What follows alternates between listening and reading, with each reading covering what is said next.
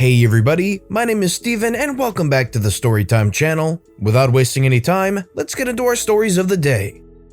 Landlord advertises all of our company's equipment for sale to our competitors. Best follow our eviction to the letter. I work for a leisure company. Think soft play, indoor soccer, laser tag, can't be specific. Prior to lockdown, managers and the big bosses were negotiating the renewal of the lease on one of our parks. Things were going mostly smoothly, however, the landlords were difficult to contact. Then 2020's crap hit the fan. All of our sites were closed and everything was thrown into a mess. Negotiations began to slip down the priority list. Nobody thought the landlord would push an eviction for an expired lease during this period, especially with it still getting rent, despite the site's closure. And the closure of every business and restaurant in the immediate area. We were wrong. A few days ago, we received a letter saying we had 7 days to leave the premises and take everything with us. We are reminded that anything left in the building after 7 days will become the landlord's property. That line is very important. Now, a lot of construction goes into installing our equipment into a new building, which makes emptying one even harder. At a lockdown, with no staff and most businesses shut, it meant that saving much of our assets would prove to be extremely difficult. To lose a profitable site and all of its assets is definitely a blow to our company. But here is where it gets worse. A few days into our 7-day eviction, we find out that the landlord has been advertising our park to our competitors. But he isn't offering just the building. He is offering all of our stuff pre-installed. Ready to go, just needs rebranding. The landlord has evicted us from the property in an attempt to increase rent and make a solid profit from our equipment installed because he thinks we won't be able to empty the park. We were furious. And here is where the malicious compliance came in. We were told we had 7 days to move everything we owned out of the property. So that's what we did. Local businesses from all around offered up free space to store our things. A few people came back out of lockdown, and they all spent the rest of the week removing, selling, or destroying everything that was related to us. We didn't even leave light fittings. In every other site vacation we have seen, we always end up leaving thousands of dollars worth of disco lights in the ceilings because they're too hard to get. We leave most of the construction in, as well as things like the bars and kitchens that all stay intact, recognizable as they once were. But not this building. We ripped up the flooring we installed, tore down the walls that were not part of the original structure, wooden walls to divide up the space, ripped apart our manager's offices and removed all artwork and lockers.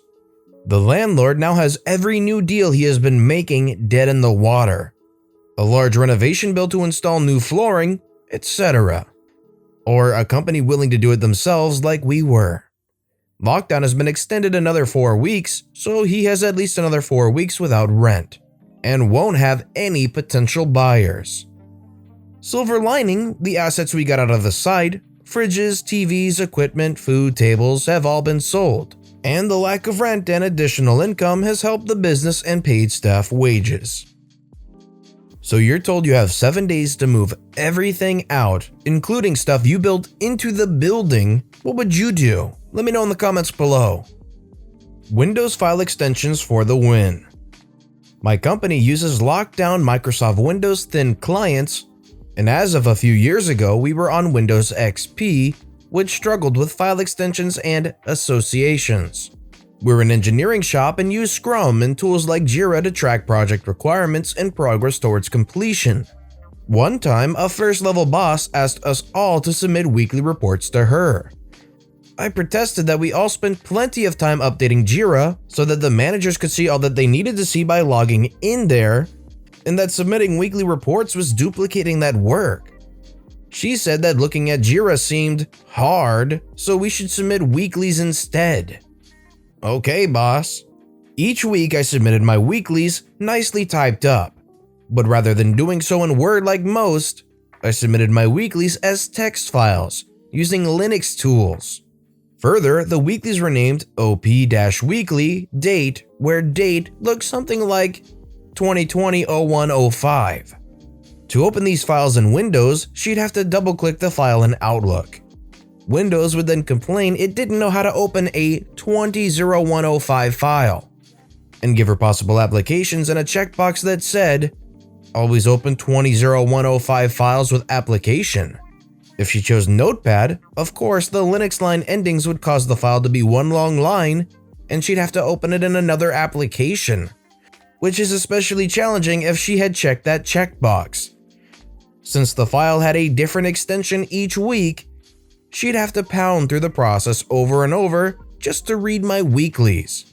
Months later, I was talking to her about something and mentioned that I'd discussed the topic in one of my weeklies. She confessed that she hadn't been reading them because they were too hard to open. Eventually, of course, the manager moved on, as did the requirement to do weeklies. One other thing. Yeah, looking at the JIRA reports didn't make any sense to the managers. The reports don't make sense to me either. This was part of my point. Entering a bunch of updates into JIRA ends up being either a lot of work to get it and keep it consistent and right so people can understand it, or a complete waste of time for a small team. I think I just find it frustrating personally when you have some kind of standard software and the people in management will never care to learn this software or at least organize it where they can understand it and instead just go, nah, just do this thing for me weekly or however many times just to make it work for me, when it's just not productive. Malicious compliance on my jerk boss. Okay, so before I start, don't expect this to be some massive thing where I completely embarrass my boss or something. It's quite small, but I was proud as I've put up with this crap for 3 years now. Anyway, on with the story. So I work in retail, and in my store there is a main till that has to be manned at all times unless it's quiet, as all the lighters, vape equipment, and sprays are there. We had just closed but still had a few customers in the store as we don't tend to rush anyone out. Near the till is a battery bay that was looking quite messy, and as it was quiet, I went to sort it out before the next customer came.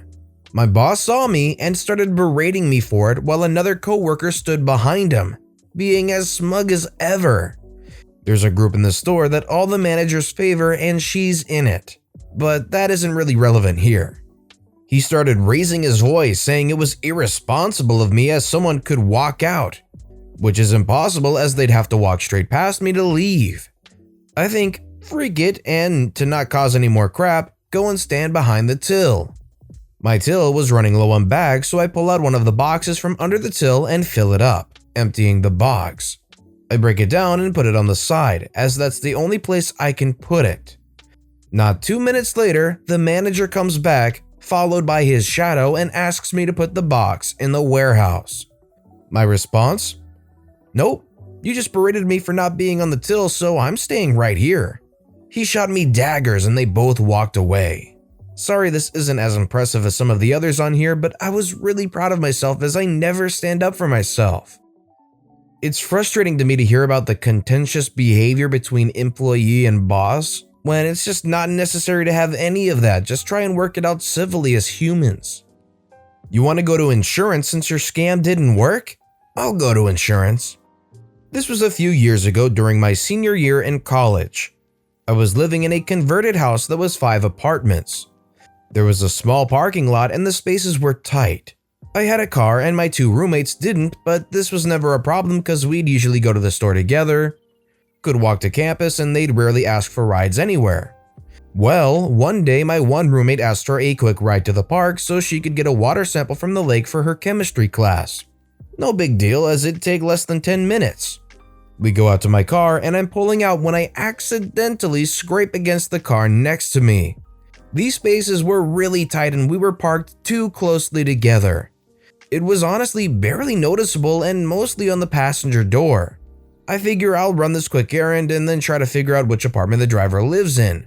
They probably won't even notice before I get back.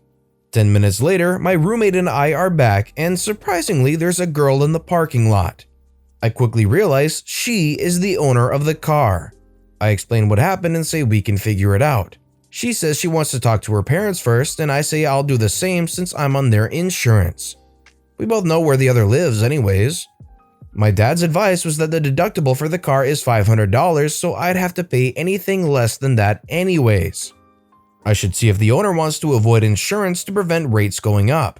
I tell her this and she says she'll get back to me with some estimates. Later, she hands me a few estimates that vary greatly in price and work done. One or two were well over $500 and had what was clearly unnecessary work. I forget the details, but it was something about replacing the hubcaps or tires altogether when there was nothing noticeable about that. I contact the places myself to see what they say and get the most telling response from the place with the most affordable estimate. This was a kind woman from a clearly family shop versus the others, which were bigger places and dealerships. The woman tells me that the car didn't actually need that much done like I assumed, and the owner was insisting on extra work to the tires. Her estimate was low because she only wrote it up for what was needed, not the unnecessary work the woman asked for. I go back to the other student and tell her that I'd cover the cost of the lowest estimate one from the mom and pop shop. She says she didn't like that estimate and wanted to go with the pricier one from the big expensive dealership with a lot of cosmetic work in the estimate. She says some BS about not trusting the family shop and how they didn't seem reliable when I could tell they were kind and genuine when I visited them. Started insulting their shop too. She says if I refuse to pay, then she's going to go through insurance and I'd better be prepared to pay. Well, now it's time for my malicious compliance. I decide to call my insurance preemptively to get ahead of this and let them know this woman might be contacting them with a claim. I wanted to give my side first. When I followed up with them a while later about paying the deductible, I found out she never even filed a claim or contacted insurance at all. So my rate didn't go up whatsoever and I didn't have to pay a penny. Sounds like it was simply calling them out on their bluff and it ended up paying off for them. They said they would go through the insurance, but they never did. Easy victory for OP. Bank employees take a petty revenge on arrogant craphead. So ever since the virus outbreak, here are a few new things that started being done to ensure that proper precautions are done, like having an employee open and closing doors, usually the janitor. Another employee making sure that people are keeping the advisor's social distance between each other, usually the security guard, all that to make sure minimum contact is made and prevent viruses and germs spread. All that was not existing in the past, so for some it all seemed ridiculous and troublesome for others. Anyways, to the story. A couple of days ago while I was waiting in the bank, I just witnessed bank employees taking a petty revenge on arrogant craphead. Basically, this craphead decided he can skip the line of people waiting and just go straight to the cashier. The security guard obviously tried to tell him to go back, but the craphead just powered through and pushed the guard. They started yelling at each other and eventually inappropriate words started being told by the craphead. The guard was furious, but he still remained polite with words, but tone-wise, it was high to watch the craphead. The second in charge in the bank tried to talk to him, but he wasn't having it. The head of the bank came out to see what all the commotion was about. The craphead was still yelling further insults at the guard. The guard had enough with this useless shootout and pulled his phone and walked out answering a call. Now all the bank staff is so ticked at the craphead because he is still being impolite. The craphead proceeded to ask the second in charge to check and take care of his business. The second in charge told him, "You need to wait while I finish what I have in hand." This is very unusual from the second in charge, as he always drops everything and takes care of clients no matter how small the request. The craphead turns to the head of the bank and is asking him to intervene, but the head of the bank told him to just wait as you were told and went back to his office. The craphead didn't want to wait and went to the cashier demanding that he check his request and proceed with his operation.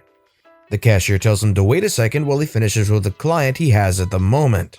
Cashier takes craphead's papers, takes a look and gives it right back, telling him that he needs to sign and properly fill the document. The craphead takes the documents, signs and goes right back, only to find that the cashier has started another operation for another client. So he waits again, gives the papers again. Once again, the cashier gives him back the papers and tells him that he forgot to check something in the document. I can see that the guy's all red and a vein is about to pop by now. He takes the documents again, slams them on the counter, and looks more carefully to see what he missed. Now, usually the cashier doesn't care about the small details. Personally, I gave him a few docs missing a few things and he just let it slide as long as the signature is there and clear. Cashier would fill it with what is missing. But this time with this guy, he was playing by the rules and the a-hole cannot say anything since it is the rules and we all know it. Anyways, he finds what is missing, fills it, and goes back to the cashier. The cashier takes the papers and starts typing, then gives them back again to the guy and tells him that he needs to check the account number as it is wrong. At this point, I am just shaking, trying to not make any noise or the crabhead will start a fight with me. The guy slams his hand on the counter, taking his documents. The second in charge calls him out to go to the head of the bank office. By this time, my turn is up and I don't know what happens after. Now guys, I know for a fact that the staff just kept playing with him for at least 5 minutes, making it difficult for him to get done with his business. I am friends with all the staff and I know they are all sweet and so helpful, but upset one and they will hang on you to make you regret it so hard, like what happened with this craphead.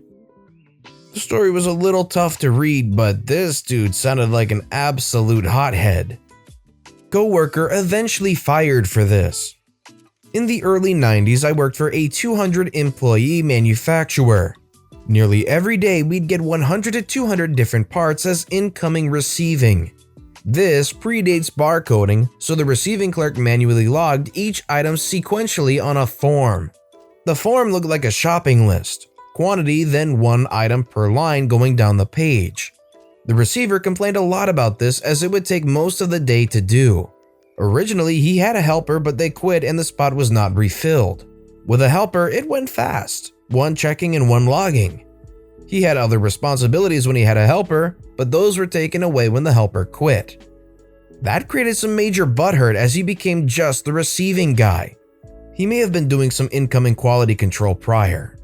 He devolved into complaining about this anytime you spoke with him. People began to avoid him or minimize contact with him because this was all he would talk about. He went from always being with a group at lunch to sitting in his car eating by himself. This went on for a long time and then he dropped it and was sort of back to the way he was before. And then one day he was fired and marched out of the building. He'd been hiding messages in the receiving log. The first letter of each item when they were all lined up would spell it out. He didn't line the words exactly up, but staggered them so it wasn't easy to see. It was only by bad luck it got noticed. I found out later from a mutual friend he'd even hold back receiving some items so he could use that item's first letter on another log. He apparently planned his weekly message out, and this had gone on for months, close to a year. The majority of his screeds were centered on 3 people in management. The one that got him sacked was, Mary has a smeg mouth. Paraphrased, but close. In a way, I kinda don't blame the employee because I feel like I would go crazy having to do that kind of job where with 2 people it would take no time at all, but with 1 person it takes an endlessly long amount of time that's just not necessary. Even with some form of automation that was maybe possible, it would make things so much easier. But with that being said, that's all the stories we have for today, so what I want to know is which of these stories was your personal favorite and why? Let me know in the comments below. And thank you all so much for watching and listening to the Storytime channel. If you haven't yet, please consider subscribing. And don't forget to turn notifications on so you'll never miss an upcoming video. Thank you all again for watching and listening to the Storytime channel.